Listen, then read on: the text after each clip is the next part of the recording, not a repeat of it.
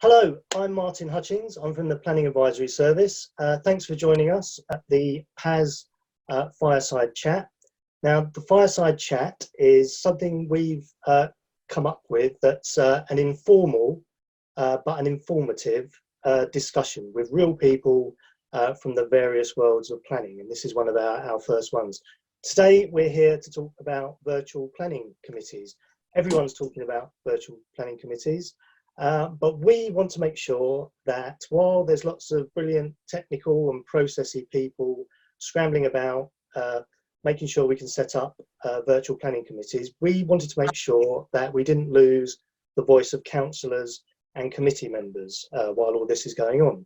So to help me, I've asked Bryony Rudkin from Ipswich, Linda Robinson from Whitehaven, and Mike Haynes from Teambridge. And I'll ask them to introduce themselves in a moment, but could you just give us a wave so you can tell me that you can hear me? Brilliant, they're all there. So to frame this conversation, I've asked our guests to have a look at something that PAS is about to launch, either later today or tomorrow. It's our guide to setting up virtual committees. And I've sent this to Bryony, Linda and Mike and asked them to have a read through and to focus on some specific elements of it. So first, let's introduce ourselves, shall we? I'll start with Bryony. If you could just tell us a little bit about who you are, what you do at Ipswich, and specifically, not particularly planning, but how has the last couple of weeks affected your role generally as a councillor? So hello, I'm Bryony. I'm the Deputy Leader of Ipswich Borough Council. I am a bog standard member of the planning committee, but I have worked with the LGA and with PAS over the last, 15 years, working on peer reviews, improvement, mentoring, support and so on, and most recently with you, Martin, and PAS colleagues on doing peer reviews around planning and delivering training to councillors around planning. And I've also recently delivered some training for the LGA on licensing committees as well, because that had been a gap in the training offer there had been. The last few weeks, it's very challenging. You can see my wonderful 1980s decor bedroom because my house is full of adult children and partners and husbands who are working. So this is the only place I could find to record this. So whilst others have been trying to teach small children, I've been feeding great big adult children instead. The thing that I've been doing as a councillor is actually making welfare calls to members of not only my own group, but members of other political groups on our council, checking in with them with the support of other people as well, but making sure that everybody is okay, because some people live on their own and some people have got health issues and are self-isolating and so on. So a lot of that welfare work with my fellow members. And I don't want to underestimate that, because I think what we're about to talk about is about how you're going to have meetings. Well, you can only have meetings if people are fit and well. That's the case whenever a meeting takes place. But at the moment we have, some pretty high levels of anxiety out there amongst people. I've got one son who's still in London with housemates who've been ill. I haven't seen him for weeks. I can't see him for weeks. That kind of thing impacts on people. And so understanding how people are is really important. And I've also been supporting a local neighbourhood group in my ward who have been getting out and helping each other, and really just making sure that I can help get the council's messages out, the messaging that the council wants to put out around use of parks and bin services, all that kind of thing, doing my bit to help promote that. Thank you, Bryony. How about you, Linda? Yeah, hi, thank you, Bryony. You've stolen all my thunder. And we share similar backgrounds. I was first elected to Whithaven District Council in Worcestershire in 2007, went straight onto the planning committee and have been on it ever since, apart from years that I was leader of the council. I've been a LGA peer and done many peer reviews and quite a few planning peer reviews, one of which has been with Mike, so good to see him again. And since we all got shut down and into isolation, I've been busy. I have a large rural area in our district council, and I have 11 parish councils. So we've been trying to set up virtual meetings on Zoom with some success with most of them, a few teething problems. And I've been busy trying to sort of coordinate volunteer groups within those parishes and working out ways that we can get information from the district out to those groups. And that's been going quite well. And we're all sort of working hard to the same end and supporting the NHS volunteers and all the other people that are helping us to deliver our services as normal as we can. I was very concerned as to what was going to happen with planning committees because we'd sort of gone into silence really. Assumed that a lot of delegated, perhaps more delegated decisions than usual were going on, but was thinking, oh, could we do planning committees remotely? Well, we're going to find out, and that'll be great. Fantastic. How about you, Mike? Hi. Nope. Where are we? Does it come up? Yeah. Yeah, we can hear you. Oh, okay. Hi, I'm Mike Haynes. I'm leader of the Independent Group and chairman of the Planning Committee at Teambridge Council in South Devon. I've been a planning committee member for the past 32 years. At the LGA, I'm the national lead member peer for the Independent Group. As far as the present circumstances are concerned, certainly it's been a big change for me because I'm very much hands-on, tend to be in the office quite often, meeting staff, looking at things that are on the go. So I found that rather, sort of a culture shock, not being able to get in. I've been involved more with things in my own parish, getting stuff organised here, the sort of response that had to be made more locally. And because I'm not part of the administration at the council, clearly I've not had the sort of involvement that other members have. So like many other planning committee members, I'll be very keen to actually get on with some decision making through virtual meetings. Brilliant. Okay, thank you all. Right, what I'm going to do now quickly is try and share my screen, which is a bit daunting, but I'm going to try it because I'd like to just show the people that are watching a little quick summary of the document I've asked you to read. So if you just bear with me a second. I'm going to call up a summary of the document I've asked our guests to have a look at.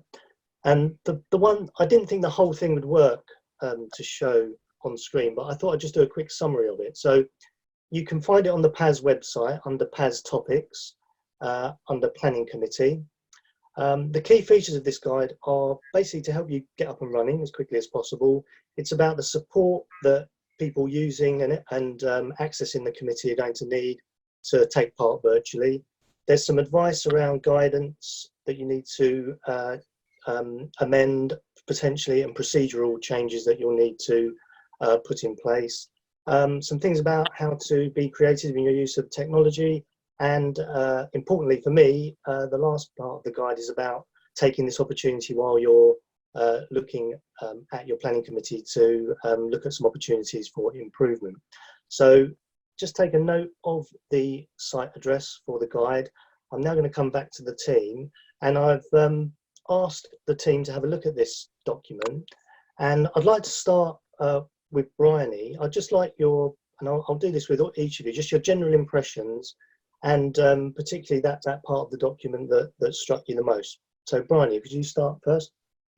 Thank you. I think it's invaluable to have something, because I think you're right. I think when people first went into lockdown, they thought, oh, no meetings. But then things occurred to them that would need to happen. And our local newspaper has still been reporting on developer wishes. And so people are reading those articles and then obviously thinking, well, maybe they're not thinking, but I was certainly thinking about the planning process that would go with it. And whilst it's true that, you know, a lot of those articles are finishing with, well, this, you know, obviously at the moment nobody's meeting to discuss this, and it will be for a few months' time. Actually, things will have to happen if some developments are to be underway. So I think, first of all, thinking about what needs to be on the agenda, that's the job for the chair as usual, but actually giving and Mike may well have a view about that as a chair, about what you do need to discuss, what can be put off, what couldn't be put off, and then some really practical things about how you're going to have online meetings? What sort of kit have people got? So, for example, the only piece of kit that I have that my council provides me with is a printer and a scanner. It's actually got a piece of paper stuck in it at the moment, but never mind. I actually use my own kit because that suits me for my personal work commitments, to have everything in one place that I'm in control of. Now, I'm not alone in that. So whatever platform was used will have to take into account different people's own IT capabilities and requirements.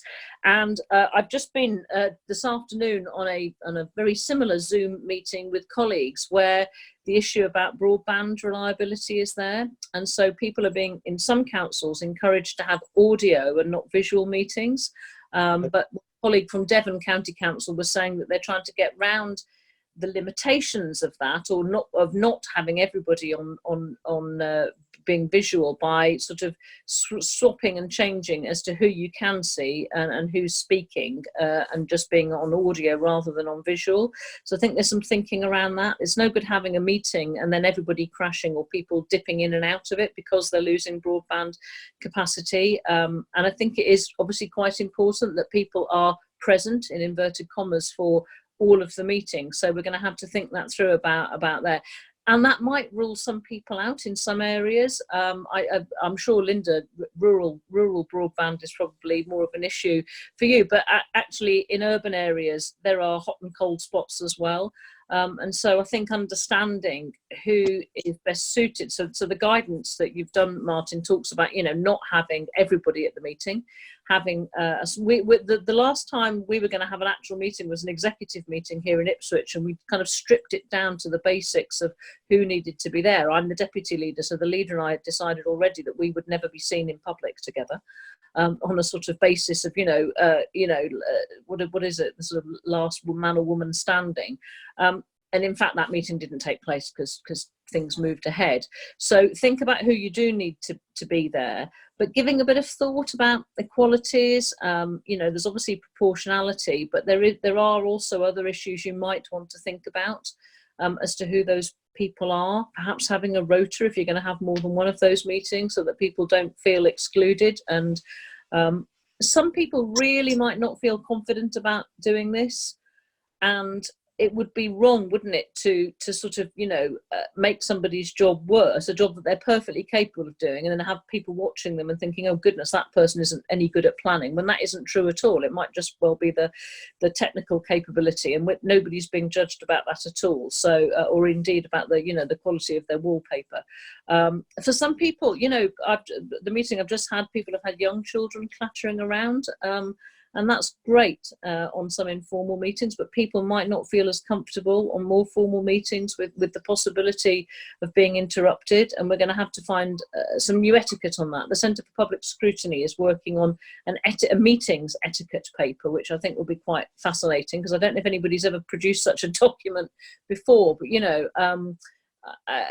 actually being understanding and forgiving of people's different situations, I think, is another thing to set out at the very beginning.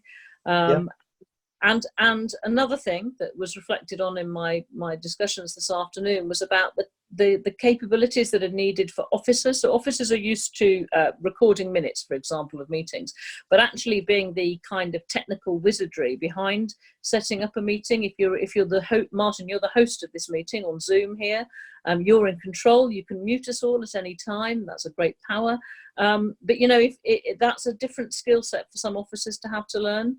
And they won't just be able to call somebody from IT to come and sort it out, will they?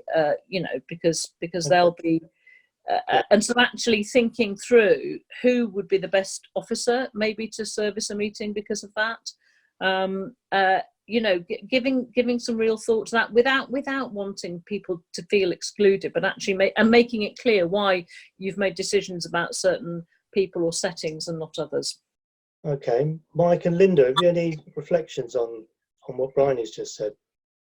Children and poor wallpaper.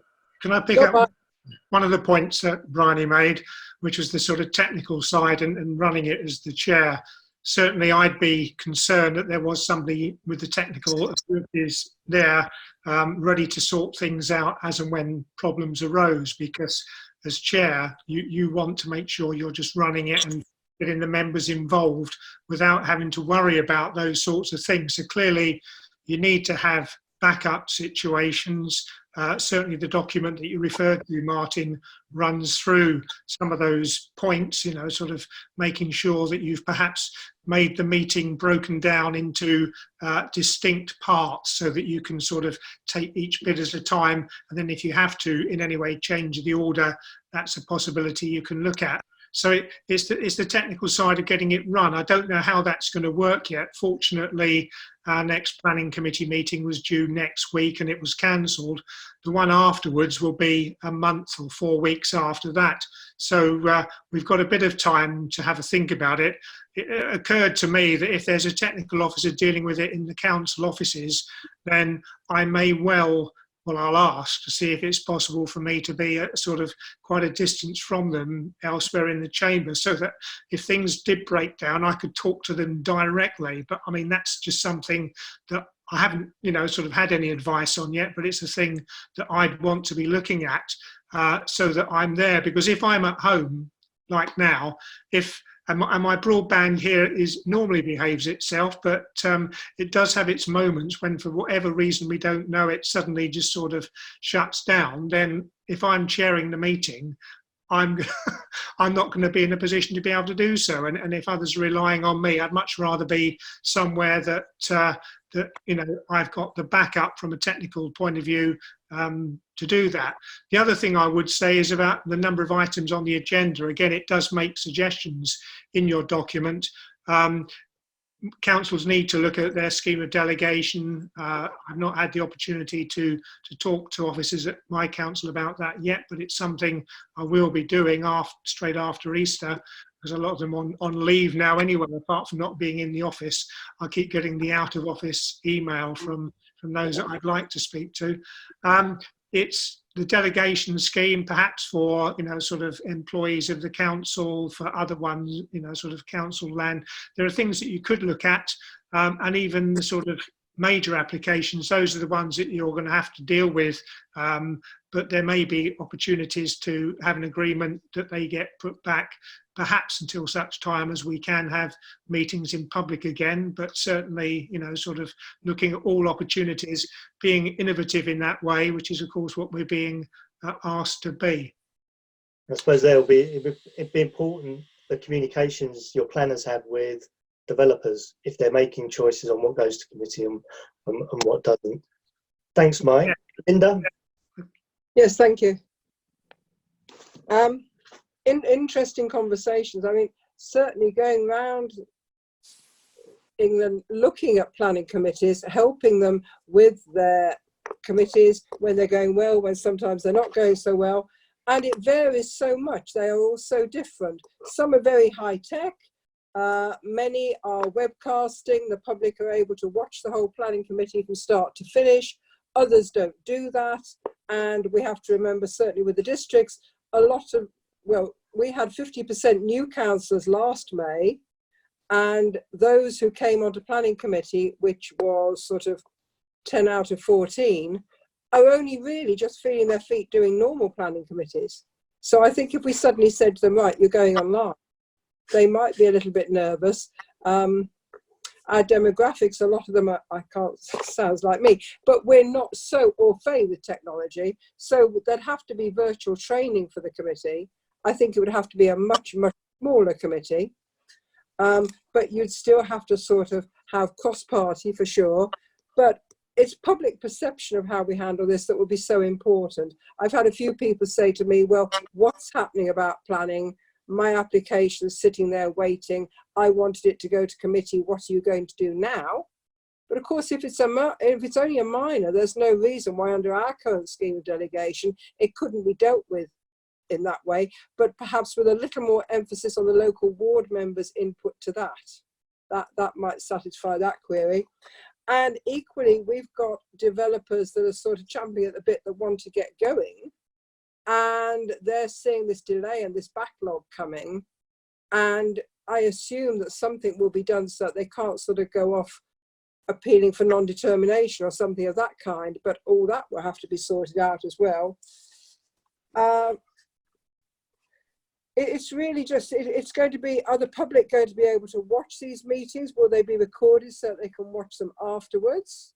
And we'd have to have a very clear, when we did one of the parish council meetings last week, we did that, well, obviously I didn't because I was just there as the ward councillor, but they were able to vote and to vote individually, and their vote was shown.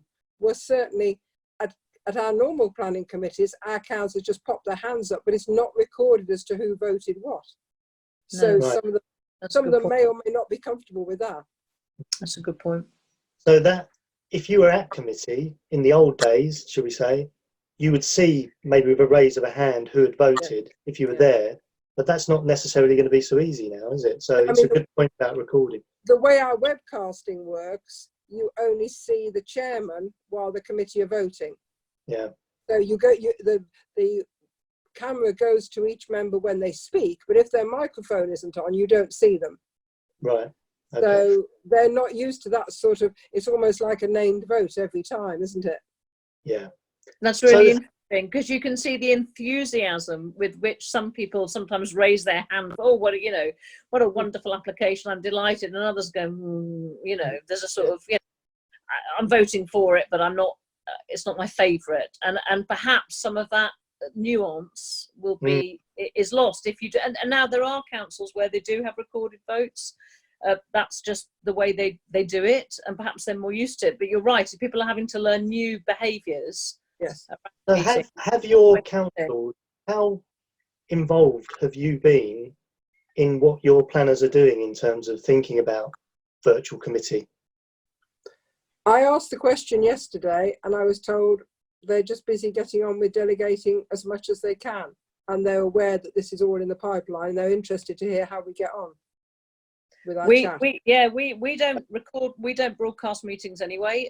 We have some challenges about the rooms in which we meet, which means that we have yet to broadcast. But I'm aware, obviously around the country, lots of councils are used to broadcasting their meetings and making those public and available to people. And of course, people have had the right to film meetings. So we've had sort of homespun recordings of our meetings have gone online and people have watched them. I don't think officers are thinking about that. They have been literally they have spent the last 2 weeks, 3 weeks getting the council fit, all parts of the council, not just planning, but everything. The staff who can work, those who can't, those who are off sick, and so on. So this is maybe now the guidance has come out. They are turning their attention to that democratic part of it, but thus far it has been about, quite rightly, emergency planning, and dealing with all the comms around that. So this is, I'm not saying this has come lately to it, because I'm sure planning officers are working on it, but it's like a whole council approach to stuff. I was told. It's the dogs. Oh, well done. Hey. The dog. I couldn't do this without the dog being involved in it. So that's good. Oh, I was in conversation with a councillor in another council in the north, who told me about pubs staying open, and about how he, as chair of licensing, was having to deal pretty sharpish with people's personal licenses. And I hadn't thought about it until he'd said that. I kind of knew that not everybody was keeping to the rules about establishments being open or closed or whatever. But the consequences for licensing, it'd be all very well, wouldn't it, to deal with a load of problems at the end of all of this. But actually, some things need to be dealt with as we go along. Taxi licensing, and the same. Planning. I said to Martin in conversation last week, people are at home, some of them will be excavating their cellars to build swimming pools, or punching holes in their roofs, won't they? And there's a whole buildings control element of this as well, because that goes hand in hand with planning, doesn't it, about what people are doing right now. Well, we're getting lots of enforcement issues about people starting to knock down walls and do this and do that. So really, they've got time on their hands. Absolutely, and people have also got time to dob their neighbours in. So people are phoning up saying, I've seen you going out 3 times a day, but they might also take the opportunity to to comment on stuff that perhaps they shouldn't. But so have all of your councils suspended their committees for now, or is it sort of Yeah, sad the last time there's not We one. cancelled our first one, but that was right at the very beginning. We haven't heard yet about the second one. We would have had PERDA, so we should be in a full-on election mode, and we would still have had a planning committee, but we would have had PERDA. And the reality is that in April we wouldn't have had. We sometimes cancel, the way the rhythm of the council works. So in fact, it's not been a bad.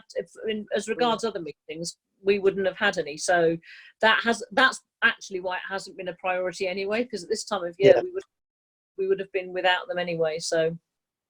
The other thing we have heard, Martin, is of people, certainly we get a weekly list which tells us all the planning applications in our area, and I thought it may have gone quiet. It's absolutely ballooned.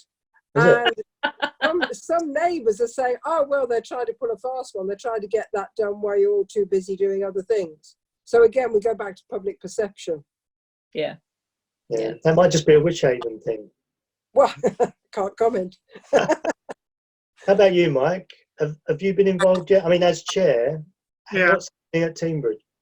Well, can I just pick up a few points that have gone already? I couldn't get in. It's very difficult to jump in with this system, which I'm hoping if I'm chairing it, I won't have problems. Yeah, the voting, I think, is going to be obviously critical. I think it will have to be recorded as far as we're concerned at my council, because I think that we have an electronic system currently, and I think members will just be asked to say which way they're voting on applications, so that it can be clear and transparent that the vote has been properly taken. But obviously that's up to councils to decide what they want to do. We haven't had any meetings. As I say, the planning committee next week's been cancelled, but hopefully there'll be the one in May. So I've got 5 weeks between now and then. Planning officer's currently on leave, but I'll be picking her up conversations after Easter. One of the issues that is highlighted in your document that we've not touched on yet is what it says in councils' constitutions, their standing orders, things that will need to be changed.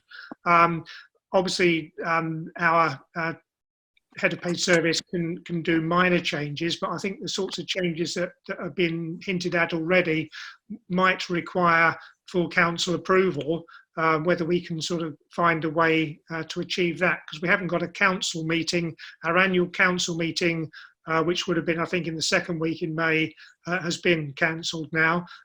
So that is an area that needs to be thought through as to how you're going to change things so that processes has already been mentioned, such as, numbers of people on the planning committees, or even sort of voting, what it says in individual councils' constitutions. Those need to be looked at and any adjustments made.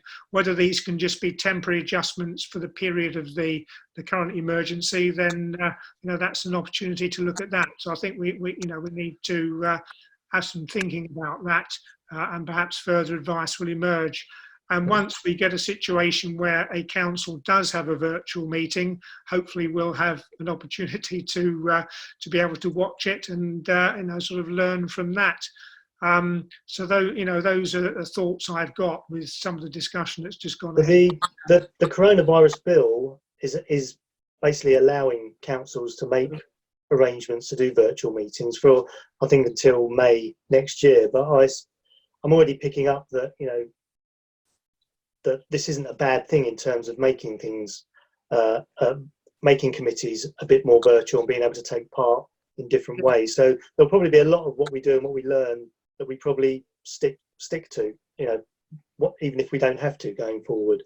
The other thing, quite a few councils have been telling us they're doing, and they've invited the PAS team. I think it's Brent have invited the PAS team to be members of the public at their dry run. So a few councils are putting on a dry run to test things out. So I just wonder what you thought about that idea. I think it's almost essential. It's the way they'll get the feel of if they're getting it right or wrong, and it won't really be their public. So that's a good idea. I think that's a great idea, and I think if those of us who are used to watching meetings and can be critical friends in the spirit of peer review, saying I'm happy to watch. I love watching meetings. Thank you. And I think we could do that, and and absolutely the spirit of peer review, critical friend stuff to say this works, that doesn't work. I think that would be something that we could do. And I definitely think a dry run would be helpful because, yeah, you know, you'll just sort out basic things. For example, I have just realised that my iPad's just told me I'm on 10% of battery because I've been using it a lot today. So very practical things like making sure you're plugged in. So I'm just about to stand up and shift so that I can get some more juice into yeah, there you are. I've picked up the lead and I'm now going to click it in. There you are. Look at that, an online demonstration of preparation that's required. I mean that's a very real issue, because you could have the greatest setup, but if someone turns up with a 2% on their battery, they're not going to be able to take part, are they, Bryony? No. No, and actually, and like that broadband issue, you know, I'll declare an interest. My husband works for BT, so it's a bit of a sensitive topic around here. But you know, actually making sure that there's enough space for everybody to do stuff. And again, you know, some people might be in a house where the kids are trying to learn, and that your partner's also having a Zoom, a work conversation. You know, how do we ensure that, again, that people aren't disadvantaged because of the settings that they're in? I think is important. I mean, and being really realistic as well. Some people will be ill, and there are some councils already where sadly councillors have died. You know, there are some wider implications for the LGA and councils to reflect on that kind of thing. You know, the emotional state in which people, I don't want to overplay that, but you know, people, it's a difficult time, and we'll need to be respectful and understanding of the situations that members and officers are in, and the public, because although they might, you know, they may come with this, but Linda, you're right, you know, they're sitting there at home, aren't they? I'm going to get that planning application in. And how much they understand how everybody else is feeling is probably not very apparent, isn't it? No, that's true. And also, sorry, people's capacity to comment on it. So, you know, they might be putting in applications. The degree to which other people who should be consulted will be able to do that again. You know, and that's a judgment, Mike. You know, for about what's important. And those applications, you know, where you might think there'll be a lot of objections or comments or whatever. Yeah, what do we do about those? Well, if it's new applications, then obviously they're going to have to go through the system. If it's a major application, going through the public consultation themselves, which they'll have difficulty with at the moment. So I think we've got the ones that are currently in the system that are coming through. So people have had the opportunity to comment on those. Yeah. Weekly lists are still going out. So I'm hoping that, you know, we'll have something in place as and when the new major applications are coming in. But I agree with your point about the public, and particularly the public who don't have access to IT input.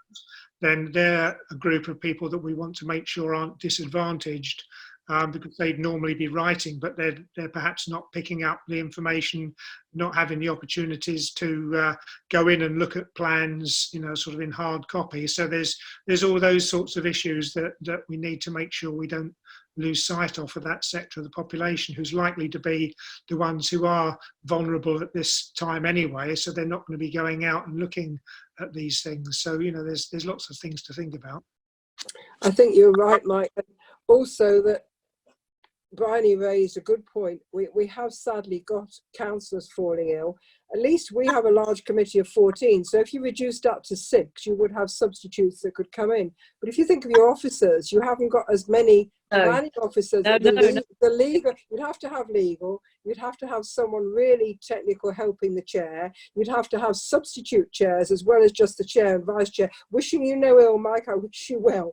But if you suddenly weren't well enough on the day to do it, someone's got to have done all that training and be able to step seamlessly into that role. So as Bryony says, doing dummy runs, using the peers, the planning peers, to help them and encourage them, I think would be a super idea. I think you've just made me think. Our chief executive is a planning officer. He obviously doesn't work in planning. I think lots of them. Yeah. But we could, you know, he could be drafted in to be an officer at the meeting, because he would be able to do it, and you know, thinking across the piece as well. So you might not get the usual clerk of the meeting. You know, you might have somebody who's used to clerking something completely different. But again, you'd have to be understanding of those sorts of issues. I think you're right. You know, numbers will be down, won't they? And also legal teams at district councils will be small compared to the old days, shall we say, before the last decade. So you're in a sort of a vulnerable position there as an authority of not even having anyone available for that if you know, sort of you've got so few in the legal department. But maybe councillors can share, maybe shared services. You know, that could be. You know, where we already run benefit services with a couple of other councils, so there could be some sharing of that expertise, couldn't there? People who were able to do it, who could, because to be honest, you know, the lawyer stuff, that is, you could do another authority's legal stuff with a little bit of prep, couldn't you?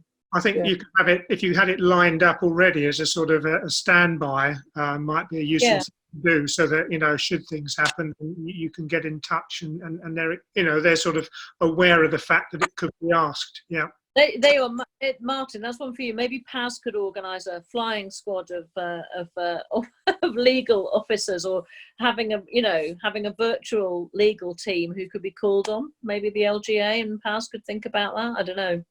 Okay, well, this video will be shared around the team, so I'm sure someone they can all go, and that's a dreadful idea. They're all grown at us, those members, they'll say. Yeah, when we say what you need is, but you know, these are the sorts of things. But this is all about capturing what's on your mind, so brilliant. And the last thing we would want is quickly, Martin, we wouldn't want sort of judicial reviews and things coming on because we'd fumbled through this process. That would be worse than not doing it at all. So actually that just brings me to a thought, which is around site visits. My council, before I was on the committee, once lost an appeal because there hadn't been an adequate site visit. And so now we do a lot of them. But Martin, you might remember I did a peer review in a town in the north of England where they'd had issues about, so they had real complicated issues about site visits, but in fact they were getting around that by sending officers out to film sites, which worked really well. And while some were a bit resistant, the younger planning officers were dead keen to go out with their mobile phones and just film site, and in fact could film all sorts of things like traffic and, you know, that traffic flow and that sort of stuff. So actually there are already things being done around site visits. But we might struggle to do that with the isolation, although we could use drones. Drones, indeed. But then, and I agree about isolation. However, there might be some things that could be done around, you know, people filming it who could do it in a way that was, you know, helpful. So, because we need to think about the judicial review that comes from not having had a site visit, you know. I think there's a whole raft of, you know, not just planning, but most of what local government does during this period is possibly going to come under scrutiny at some point in the future. How it's going to be. I'd like to slowly wrap this up now. It's been brilliant. Could we just go round? Could you give me one thing that you really don't want virtual committees to lose sight of in the whole sort of the planning arena, and what's the key opportunity for improvement in this current time? So one risk and one opportunity.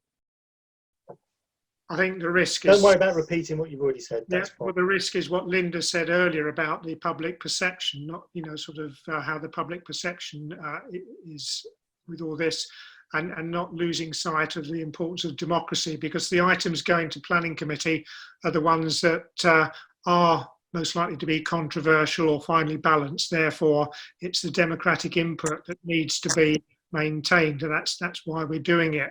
As far as benefits are concerned, I think the fact that we're having to innovate, we're going to come up with new ways of working, and it's finding, you know, sort of ways that we can do things better than we currently are. I think that's going to be certainly a benefit of going through this system, and it obviously remains to be seen what those will be, but I've got a few ideas. Okay, thank you. I'd say I wouldn't want to lose sight of democracy. the moment, I think we're all feeling, you know, what's my role? What can I, if you're not a medic, if you're not one of those frontline service workers, what's your value in this whole situation? And actually our value is we can stand up and speak for people, and online committees are an opportunity to do that. And I think that is really important, and we can maintain that representative role. I think absolutely the innovation is going to be fantastic. I had a conversation with a councillor in Essex last week, and I said, how you doing, Ivan? He said, it's great, isn't it? He said, I don't have to do any more reading. I'm not reading all those papers. What were they for? And what were all those papers for? And I know, officers, there's a real skill in writing a cleverly crafted paper, but actually, were we all reading a bit too much? We can all reflect on the things that don't matter anymore. And the things that do, we can come up with those lists of the things that matter and the things that don't, and use those to be innovative in the future. Fantastic.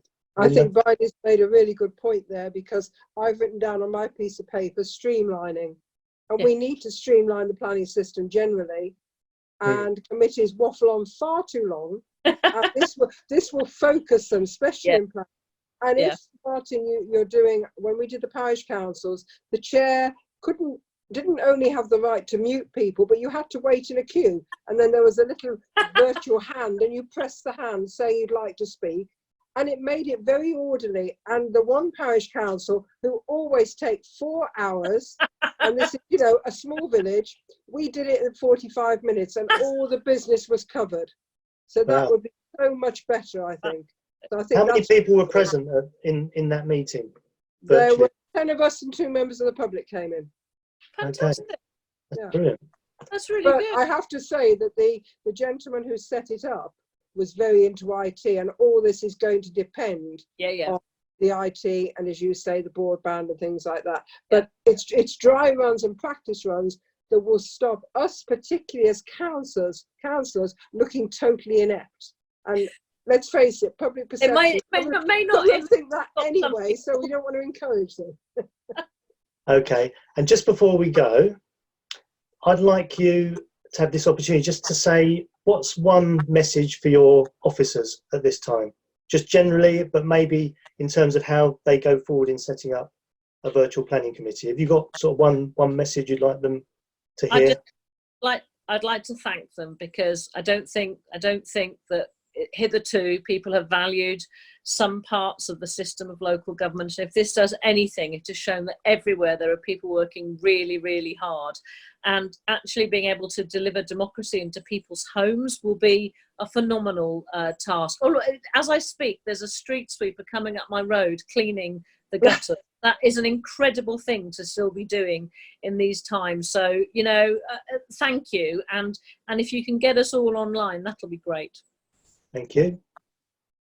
I think I'd agree with that with Bryony, and also that we hear so often when we go off on peer reviews about member-officer relationships, and I think this could actually bring us all closer together, because working together we can be more efficient.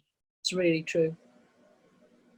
Yeah, agree with all that's said. That there's only a few we're talking about planning officers. I presume it's just a relatively small number of them that are involved with planning committee presentations.